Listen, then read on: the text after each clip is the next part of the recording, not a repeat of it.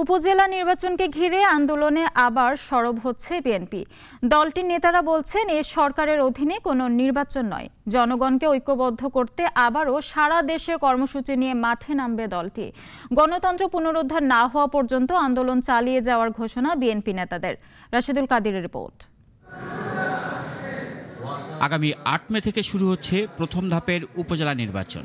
আর নির্বাচন বর্জনকে আন্দোলনের মোক্ষম সুযোগ হিসেবে ধরে নিয়ে এগুচ্ছে বিএনপি। সারা দেশের প্রতিটি উপজেলা ও ইউনিয়ন পর্যায়ে নতুন কর্মসূচি নিয়ে মাঠে নামবে বিএনপি।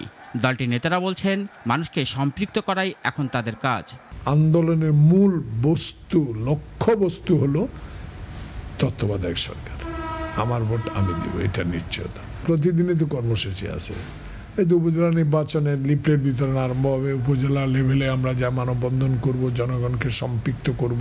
দলটির নীতি নির্ধারকরা বলছেন, দেশে সুষ্ঠু নির্বাচনের ধারা ফিরিয়ে আনতেই তারা আবার নতুন করে সবাইকে নিয়ে মাঠে নামতে চাচ্ছেন।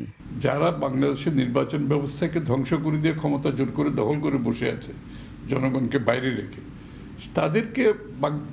তাদেরকে ক্ষমতাচ্যুত করে দেশে একটি নির্বাচন ব্যবস্থা, যেটা জনগণ তাদের প্রতিনিধি নির্বাচন করতে পারবে, সেটা এবং সেই নির্বাচিত সংসদ সদস্যরা জনগণের কাছে দায়বদ্ধ থাকবে, জবাব দিয়ে থাকবে, সেটা ফিরিয়ে আনার সংগ্রামে আছে আমরা। বিএনপির আরেক জ্যেষ্ঠ নীতি নির্ধারক বলেন, শক্ত আন্দোলন করার চিন্তা করছে দল।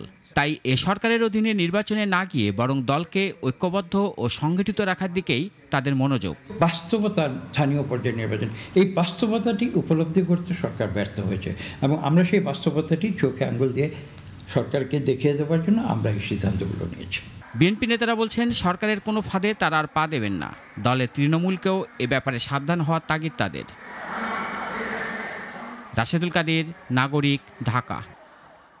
একমাত্র ওয়ালটন এসি দিচ্ছে 1 বছরের রিপ্লেসমেন্ট গ্যারান্টি।